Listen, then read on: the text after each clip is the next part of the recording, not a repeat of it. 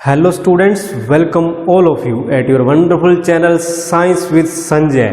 और आज की इस वीडियो में हम बात करने वाले हैं क्लास 10th के साइंस के चैप्टर नंबर 4 की, और वो है कार्बन एवं उसके यौगिक।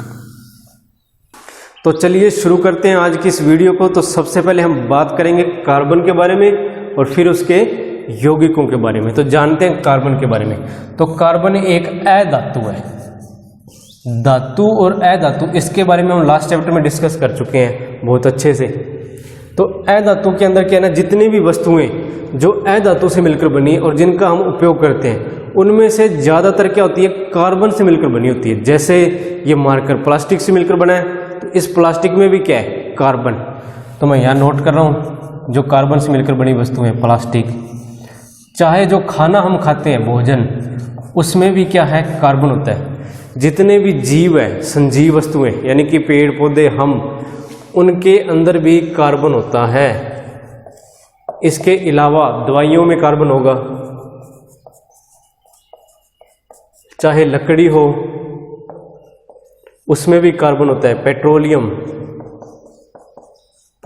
उत्पाद पता है ना आपको, पेट्रोल, डीजल, वो भी कार्बन से मिलकर बने हैं। कोयला, ये भी कार्बन का एक रूप है।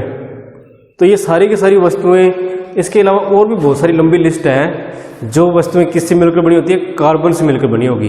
तो अब इससे आप अंदाज़ा लगा सकते हैं कि इसका हमारे डे टू डे लाइफ में क्या वैल्यू है, क्या महत्व है इसका।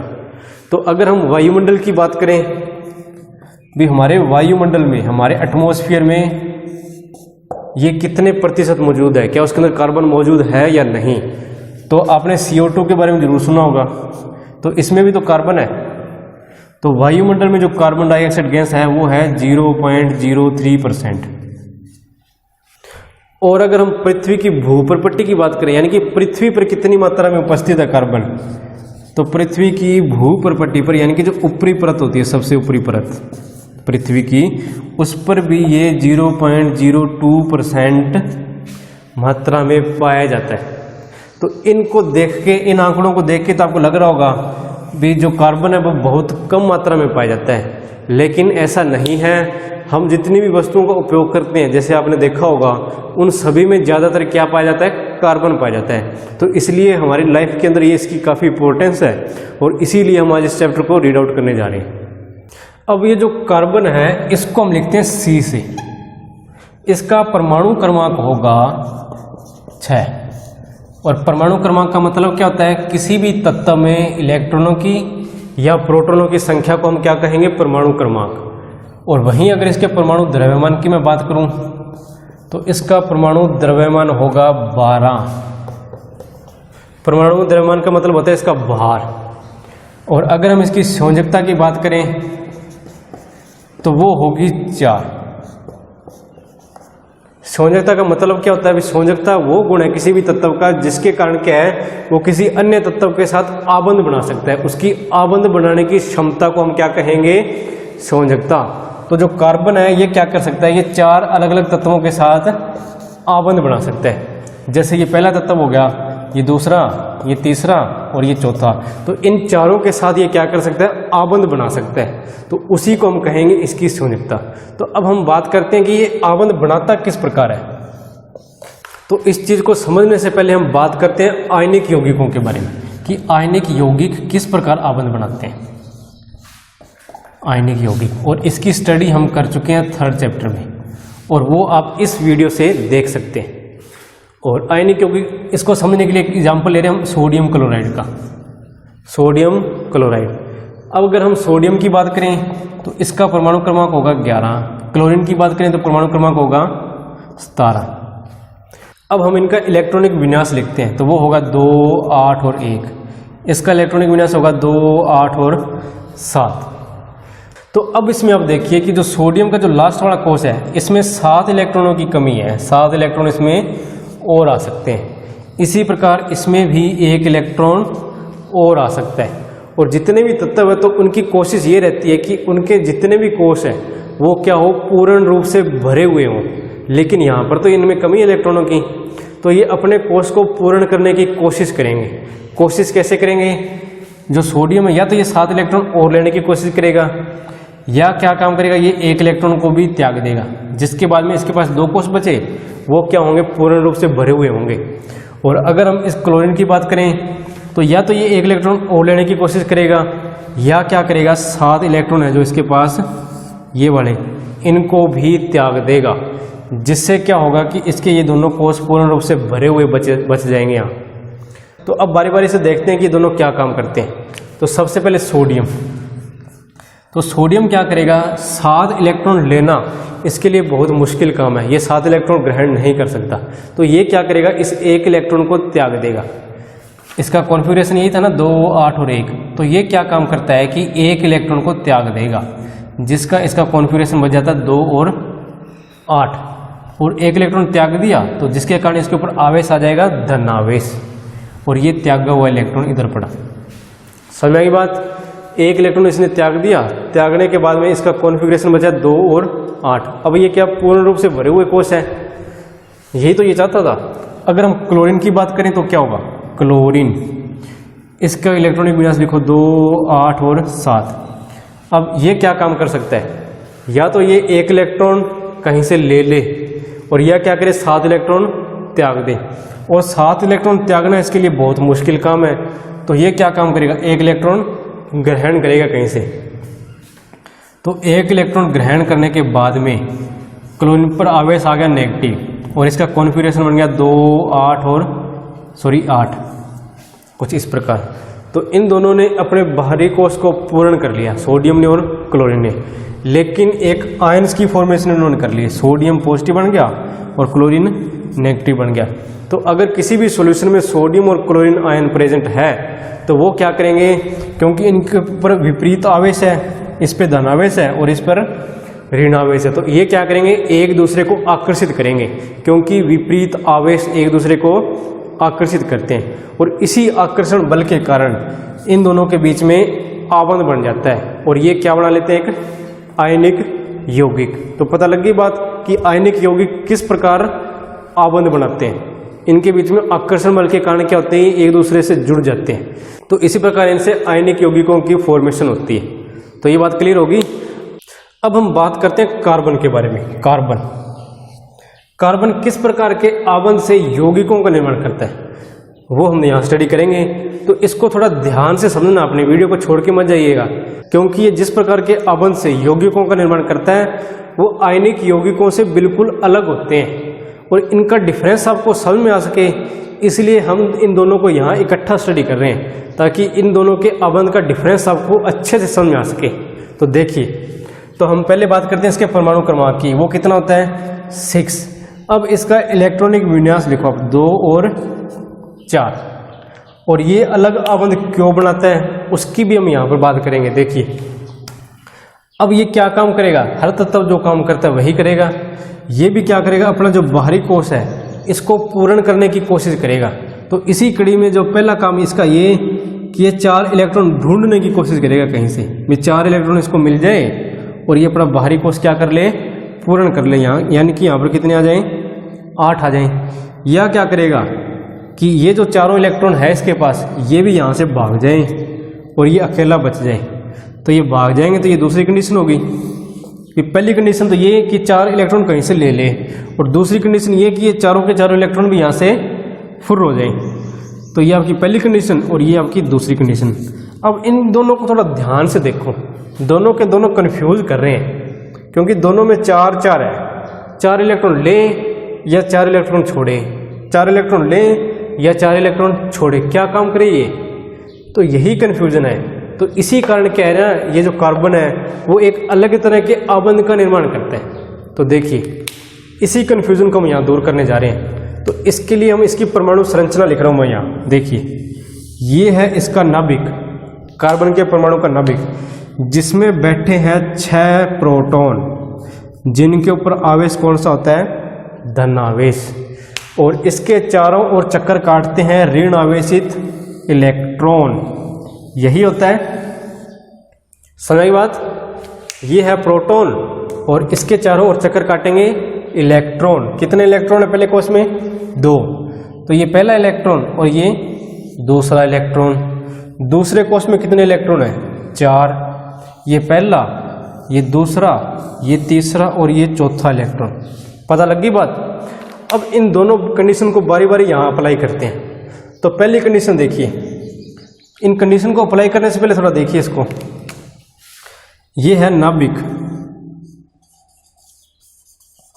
नाभिक के ऊपर कौन सा आवेश है? धनावेश। तो ये नाभिक क्या काम करता है? इन इलेक्ट्रॉनों को अपनी तरफ खींच के रखता है, यानी कि इनको बांध के रखता है। ये जितने भी इलेक्ट्रॉन है ना, इनको ये नाभिक क्या करता है? अपनी तरफ बांध के रखता है। तो अब क्या होगा, हम पहली कंडीशन के बारे में बात कर रहे हैं। भाई ये 4 इलेक्ट्रॉन कहीं से और से ले ले, तो अब हमने इसको कहीं से जुगाड़ करके 4 इलेक्ट्रॉन दे भी दिए। ये पहला इलेक्ट्रॉन, ये दूसरा इलेक्ट्रॉन, ये तीसरा इलेक्ट्रॉन और ये चौथा इलेक्ट्रॉन। इसको 4 इलेक्ट्रॉन हमने दे दिए। तो देखिए, क्या ये इन चारों को भी अपने साथ बांध के रख सकता है? क्योंकि बाहर देखो टोटल कितने इलेक्ट्रॉन हो गए? 10, और इसके पास कितने हैं? +6। तो क्या ये +6 इस -10 को बांध के रख सकता है? नहीं रख सकता। थोड़ा सा भी इनको अगर ऊर्जा मिली तो ये भाग जाएंगे यहाँ से, नहीं टिकेंगे। तो जिसके कारण हम कह सकते हैं कि ये जो तत्व बनेगा हमारा, ये क्या होगा? स्टेबल नहीं होगा, और इस तरह हम नहीं कर सकते। तो ये पहली कंडीशन आपकी फेल हो गई भी। इसको 4 इलेक्ट्रॉन हम नहीं दे सकते। अगर देंगे भी तो इसके पास इतनी ताकत नहीं कि इन सभी को वो बांध के रख सके, और बांध के नहीं रख सकता तो वो सारे के सारे इलेक्ट्रॉन क्या करेंगे? फुर हो जाएंगे, और इस जिससे क्या होगी? इसकी पहली कंडीशन फेल हो जाती है। ये 4 इलेक्ट्रॉन नहीं ले सकता। अब हम बात करते हैं दूसरी कंडीशन की। दूसरी कंडीशन में क्या है कि इसके पास जो 4 इलेक्ट्रॉन है यहाँ, ये इनको भी भगा दे। ये तो देखिए, अगर मैं ये कहूँ कि इस इलेक्ट्रॉन को मैं यहाँ से भगा रहा हूँ तो भगा दिया। अब इस इलेक्ट्रॉन को मैं भगाने की कोशिश करूँगा, तो जैसे हमने पहले बात की कि इसका क्या काम है? नाभिक का ये काम करता है कि इसको अपनी तरफ बांध के रखने की कोशिश करता है। तो ये क्या इसको निकलने देगा? नहीं निकलने देगा। ये तभी निकल सकता है जब इसको क्या देंगे हम? ऊर्जा। वो भी कितनी? अपार ऊर्जा। बहुत अधिक मात्रा में इसको ऊर्जा देंगे, तब जाके ये यहाँ से फुर होगा। इतने ये इसको उड़ने नहीं देगा। समझ आई बात? तो इसलिए ये जो सेकंड कंडीशन है ना, वो भी हमारी क्या है? यहाँ कामयाब नहीं हो रही। यानी कि ना तो हम 4 इलेक्ट्रॉन इसको दे सकते और ना ही 4 इलेक्ट्रॉन इसमें से निकाल सकते, क्योंकि निकालने के लिए हमें क्या चाहिए? अपार मात्रा में ऊर्जा, जो हमारे पास है नहीं। तो अब क्वेश्चन ये पैदा होता है यहाँ कि ये जो कार्बन है वो आबंध बनाएगा कैसे? तो अब हम उसी के बारे में बात करेंगे। देखिए, बने रहिए इस वीडियो के साथ। अब ये कार्बन जी बड़ी सैड फीलिंग के साथ यहाँ पर खड़े हैं। कहते जी मैं आबंध बढ़ाऊँ तो बढ़ाऊँ कैसे? मेरा तो नाभिक ही साथ नहीं देता, वही मेरे को इलेक्ट्रॉन लेने नहीं देता, ना इलेक्ट्रॉन त्यागने देता। तो मैं करूँ तो करूँ क्या? कैसे आबंध बढ़ाऊँ? तो हमने इनकी समस्या का समाधान किया। कैसे? हमने इनको कहा कि आप इलेक्ट्रॉनों की साझेदारी करो, इलेक्ट्रॉन की साझेदारी से आबंध बनाएं।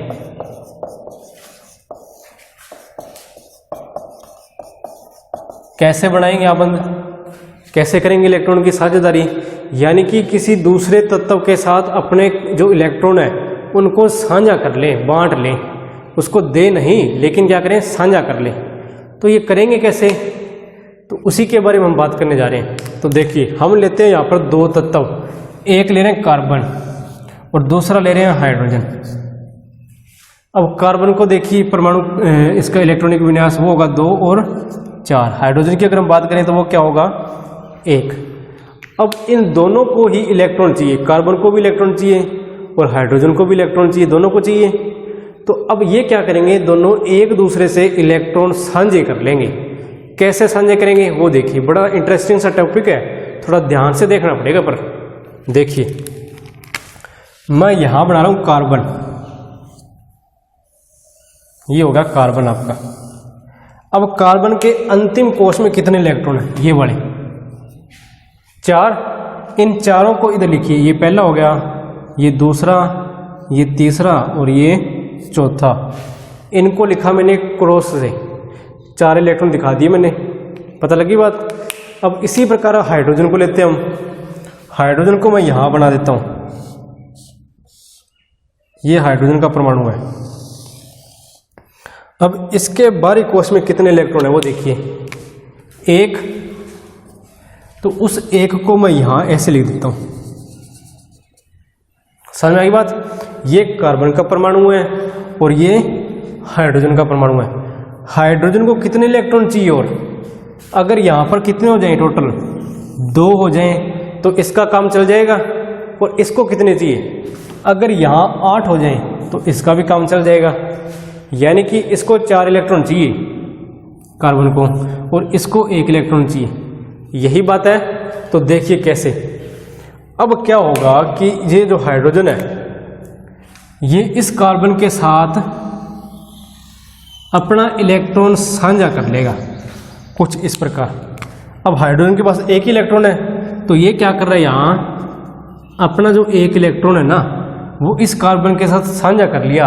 हाइड्रोजन ने इसको इलेक्ट्रॉन दिया नहीं, ना कार्बन ने इसको इलेक्ट्रॉन दिया, बल्कि दोनों ने क्या किया, एक दूसरे के इलेक्ट्रॉन एक दूसरे से साझे कर लिए। समझ में आई बात। फिर हाइड्रोजन ने अपना देखो इलेक्ट्रॉन इस कार्बन के साथ साझा किया है, और कार्बन ने अपना इलेक्ट्रॉन इस हाइड्रोजन के साथ साझा किया है। तो यहाँ क्या हुआ कि ये जो हाइड्रोजन है इसके पास कितने इलेक्ट्रॉन हो गए, कहने को 2 इलेक्ट्रॉन हो गए। तो इसकी जो कंडीशन थी ये वाली सेटिस्फाई हो गई, तो ये संतुष्ट। अब लेकिन बाकी के साथ क्या करें, तो ये बाकी भी क्या करेंगे, हाइड्रोजन के साथ इसी प्रकार इलेक्ट्रॉन साझे कर लेंगे। देखिए किस प्रकार।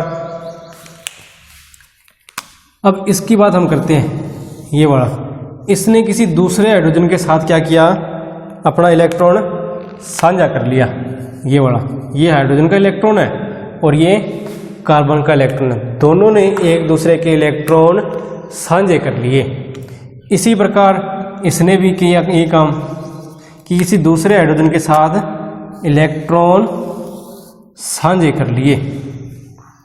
यही काम ये वाला इलेक्ट्रॉन करेगा, ये भी क्या करेगा, हाइड्रोजन के साथ साझा हो जाएगा। तो अब इसको थोड़ा ध्यान से समझिए कि इस कार्बन के साथ कितने हाइड्रोजन जुड़ गए, 1 2 3 और 4। और ये चारों जुड़े कैसे, इन्होंने एक दूसरे ने, कार्बन ने हाइड्रोजन के साथ और हाइड्रोजन ने कार्बन के साथ क्या किया है, इलेक्ट्रॉनों की साझेदारी की है। और इस इलेक्ट्रॉनों की साझेदारी से क्या होगा, इनके बीच में क्या बन रहा है, एक आबंध का निर्माण हो रहा है। ये क्या है, एक आबंध है जो कैसे बना, इलेक्ट्रॉनों की साझेदारी से। तो ये समझ में आ गया आपको। तो इसमें क्या है, इसका फॉर्मूला लिखिए, कार्बन, ये एक आबंध है, तो ये एक आबंध है, इस आबंध के साथ क्या जुड़ा हुआ है, हाइड्रोजन। समझ आई बात। ये कार्बन था, कार्बन, इसके साथ ये आबंध बना हुआ है, तो आबंध बना दिया हमने, और इस आबंध से क्या जुड़ा हुआ है, हाइड्रोजन। इसी प्रकार इधर कार्बन के साथ आबंध हो गया, आबंध के साथ क्या जुड़ा हुआ है, हाइड्रोजन। इसी प्रकार इधर देखिए ये आबंध, और इस आबंध के साथ क्या जुड़ा हुआ है, हाइड्रोजन। इसी प्रकार इधर, तो ये, तो अगर इसका फॉर्मूला लिखेंगे तो वो बनेगा CH4। समझ आई बात, क्या बना ये CH4, और इसको हम कहते हैं मीथेन। तो इसके लिए आपको घबराने की जरूरत नहीं है, इसको हम आगे डिटेल में डिस्कस करेंगे भी इसको मीथेन ही क्यों कहते हैं। अभी आपने सिर्फ इतना ही समझना है कि इनके बीच में ये जो आबंध बन रहा है ना वो कैसे बन रहे हैं। तो इस आबंध को हम कहते हैं सहसंयोजी आबंध, सहसंयोजी आबंध। अभी इसकी परिभाषा भी मैं आपको लिखवाऊंगा सहसंयोजी आबंध की क्या होती है, लेकिन अभी आप इसका कंसेप्ट समझ लीजिए, और इसको अगर नोट करना है तो नोट कर लीजिए कि इलेक्ट्रॉनों की साझेदारी से भी कार्बन ने हाइड्रोजन के साथ 1 इलेक्ट्रॉन साझा किया और हाइड्रोजन ने कार्बन के साथ 1 इलेक्ट्रॉन साझा किया। तो इसी प्रकार 4 हाइड्रोजन ने क्या किए, इस कार्बन के साथ इलेक्ट्रॉन साझे किए, और जिससे क्या होगा, इस कार्बन को कितने इलेक्ट्रॉन मिल गए, 1 2 3 और 4 इलेक्ट्रॉन मिले कार्बन को। तो इससे इसकी भी जरूरत पूरी हो गई और हाइड्रोजन की भी जरूरत पूरी हो गई। तो इस प्रकार आबंध बना, और जिसको हम क्या कहते हैं, सहसंयोजी आबंध। और इतना करने से ये क्या हो गया, खुश हो गया कार्बन भी, हाँ जी आपने हमारी समस्या का समाधान कर दिया। अब देखिए सहसंयोजी आबंध, 2 परमाणुओं के बीच, हमने 2 परमाणु लिए, पहला परमाणु और ये दूसरा परमाणु। इन दोनों के बीच में क्या हुआ, इलेक्ट्रॉनों की साझेदारी हुई। यानी कि एक युग्म इलेक्ट्रॉनों की साझेदारी हुई। यहाँ पर दो परमाणुओं के बीच इलेक्ट्रॉनों के एक युग्म की साझेदारी। तो एक युग्म किसके? इलेक्ट्रॉनों की, उनकी साझेदारी हुई। तो जिसके द्वारा जो बनने वाला आबंध है उसको हम क्या कहेंगे? सहसंयोजी आबंध कहते हैं। समझ में आ गया? एक बार फिर बता देता हूँ कि दो परमाणुओं के बीच में इलेक्ट्रॉनों के एक युग्म की साझेदारी से बनने वाले आबंध को सहसंयोजी आबंध कहते हैं। अब कुछ और उदाहरण से इसको समझने की कोशिश करते हैं। तो इस वीडियो को छोड़ के मत जाइएगा, क्योंकि अब जो एग्जाम्पल हम यहाँ लेंगे वो सारे के सारे एग्जाम के वे में बहुत ज़्यादा इंपॉर्टेंट है। तो वो सारे के सारे आपको समझने भी जरूरी है। तो सबसे पहला एग्जाम्पल लेते हैं हम हाइड्रोजन का, H2।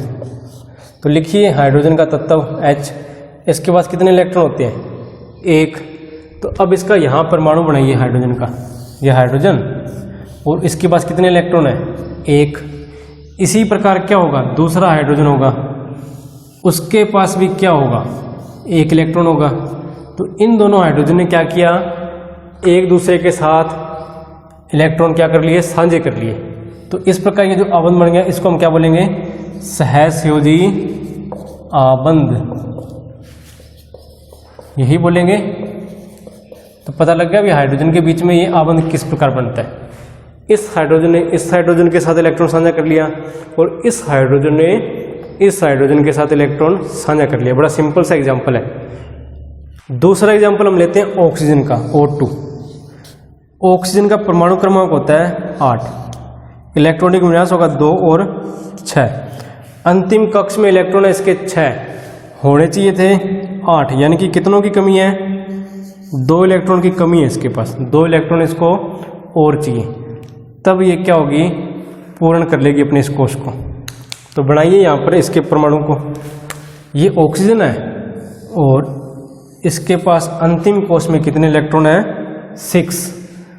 तो 2 ये हो गए, 2 4 और 2 6। अब क्योंकि इसको कितने इलेक्ट्रॉन चाहिए? 2 इलेक्ट्रॉन। तो ये दूसरी ऑक्सीजन के साथ भी क्या करेगी? इलेक्ट्रॉनों की साझेदारी कर लेगी, कुछ इस प्रकार। ये दूसरा ऑक्सीजन हो गया। तो ये बनाइए 2 और 2 4, और इसने क्या किया? अपने 2 इलेक्ट्रॉनों को इस ऑक्सीजन के साथ साझा कर लिया, और इस ऑक्सीजन ने क्या किया? अपने 2 इलेक्ट्रॉनों को इस ऑक्सीजन के साथ साझा कर लिया। तो इससे क्या हुआ? अब इसमें ध्यान से देखिए आप, इस आबंध के अंदर क्या है ना, 2 युग्म इलेक्ट्रॉनों के क्या हो रहे हैं? साझे किए जा रहे हैं। 2 इलेक्ट्रॉन युग्मों की साझेदारी हो रही है इसमें। तो इसीलिए जो इनके बीच में आबंध आएगा ना वो कुछ इस प्रकार का आएगा। 2 आबंध दिखाएंगे हम इसके अंदर। समझ आएगी बात? जैसे हम अगर हाइड्रोजन की बात करें तो इसके अंदर क्या है? इलेक्ट्रॉनों का एक युग्म ही साझा किया गया है। तो इसलिए हम इसको लिखेंगे हाइड्रोजन और हाइड्रोजन, और इनके बीच में क्या होगा? एकल आबंध होगा। इसको हम बोलते हैं एकल आबंध। एकल आबंध का मतलब ये होगा कि इनके बीच में एकल युग्म ही इलेक्ट्रॉनों का साझा किया गया है। और अब यहाँ इसमें आप देख पा रहे होंगे कि इसमें क्या है? 2 युग्म इलेक्ट्रॉनों के साझे किए गए हैं। तो इसलिए एक आबंध इस युग्म के लिए और दूसरा आबंध इस युग्म के लिए। तो इस प्रकार हम आबंध दिखाएंगे। और इस तरह का जो आबंध होता है उसको बोलते हैं द्विआबंध। समझ आ गई बात? कि अगर एक युग्म को हम साझा कर रहे हैं इलेक्ट्रॉनों के, एक युग्म साझा हो रहा है तो उसको बोलेंगे एकल आबंध, और जब 2 युग्म इलेक्ट्रॉनों के साझे हो रहे हैं तो उस आबंध को कहेंगे हम द्विआबंध। तो ये है आपका ऑक्सीजन के बीच में बनने वाला आबंध। तो अब इसको थोड़ा ध्यान से देखिए, 2 2 4 2 6 और 2 8। तो 8 इलेक्ट्रॉन यहाँ पर पूरे हो रहे हैं क्योंकि दोनों ने क्या किया? 2 इलेक्ट्रॉन साझे कर लिए। तो ये है। अब लेते हैं इसका तीसरा एग्जाम्पल, वो है नाइट्रोजन, N2। तो नाइट्रोजन का परमाणु क्रमांक कितना होगा? 7। इलेक्ट्रॉनिक विन्यास लिखो इसका कितना होगा? 2 और 5। अब इस नाइट्रोजन को कितने इलेक्ट्रॉन और चाहिए? बारीक कोश में कितने इलेक्ट्रॉन है? 5, यानी कि 3 इलेक्ट्रॉन इसको और चाहिए, तभी इसका जो बाहरी कोश है वो पूर्ण होगा। तो बनाइए इसका परमाणु। ये नाइट्रोजन है और नाइट्रोजन ने क्या कितने इलेक्ट्रॉन चाहिए? 3। तो यानी कि ये जो नाइट्रोजन है वो अपने 3 इलेक्ट्रॉनों को साझा करेगा, यही होगा। बाकी कितने बचे? 2। तो इन दोनों को आप ऐसे लिख सकते हो। समझ आई बात? इस नाइट्रोजन ने 3 इलेक्ट्रॉन इसको चाहिए, तो ये तीनों इलेक्ट्रॉनों को क्या करेगा? साझा करेगा दूसरे नाइट्रोजन के साथ। तो वो तीनों के तीनों हमने इकट्ठे लिख दिए। अब लिखते हैं दूसरा नाइट्रोजन, ये इस प्रकार। तो ये नाइट्रोजन भी क्या करेगा?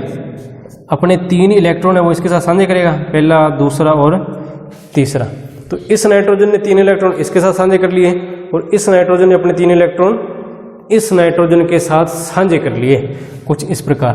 तो अब आप मेरे को ये बताइए भी इसके अंदर टोटल कितने जोड़े इलेक्ट्रॉनों के साझे किए गए हैं? तो काउंट करते हैं, 1, 2 एंड 3, यानी कि 3 युग्म इलेक्ट्रॉनों के साझे हुए हैं। तो इसके बीच में किस प्रकार का आबंध बनेगा? तो इनके बीच में जो बनेगा आबंध वो कुछ इस प्रकार का होगा, यही होगा। ये आबंध पहले युग्म के लिए, ये आबंध दूसरे युग्म के लिए और ये आबंध तीसरे युग्म के लिए, यानी कि 3 युग्म 3 जोड़े इलेक्ट्रॉनों के साझे किए गए हैं, तब कुछ इस प्रकार का आबंध बनेगा। और इस आबंध को हम कहते हैं त्रिआबंध। त्रिआबंध, त्रि मतलब 3। समझ की बात?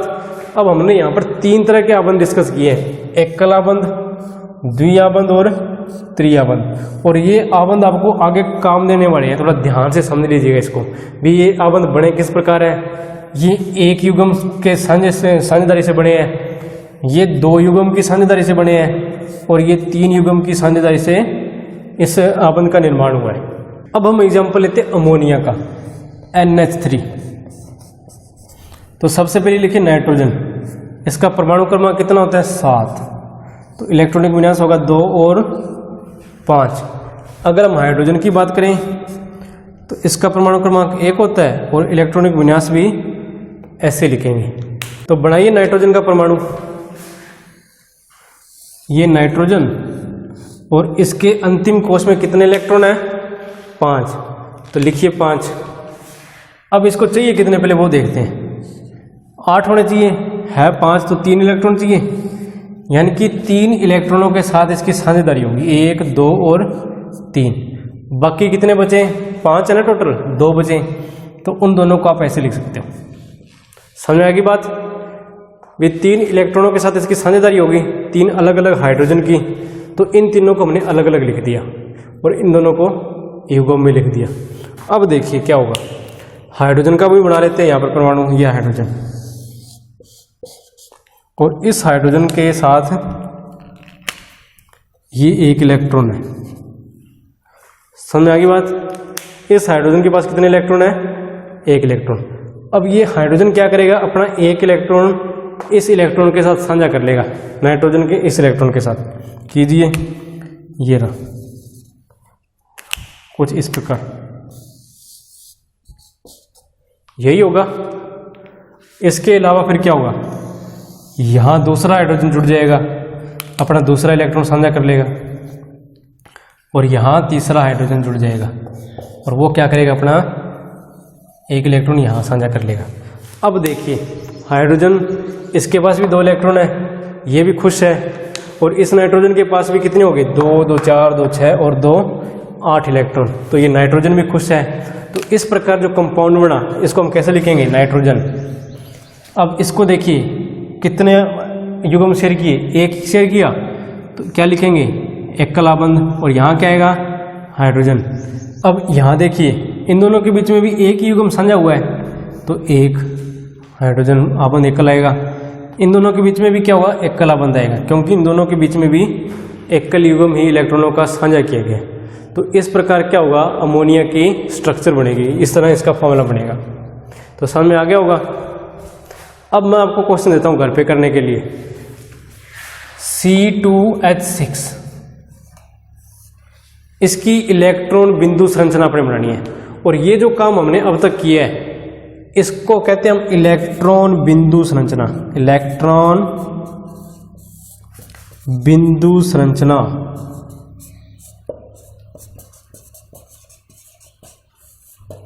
समझ आई बात? एग्जाम में क्वेश्चन यही पूछा जाता है कि जैसे अमोनिया की NH3 की इलेक्ट्रॉन बिंदु संरचना लिखें, तब आप क्या करोगे, कुछ इस तरह की स्ट्रक्चर बनाओगे।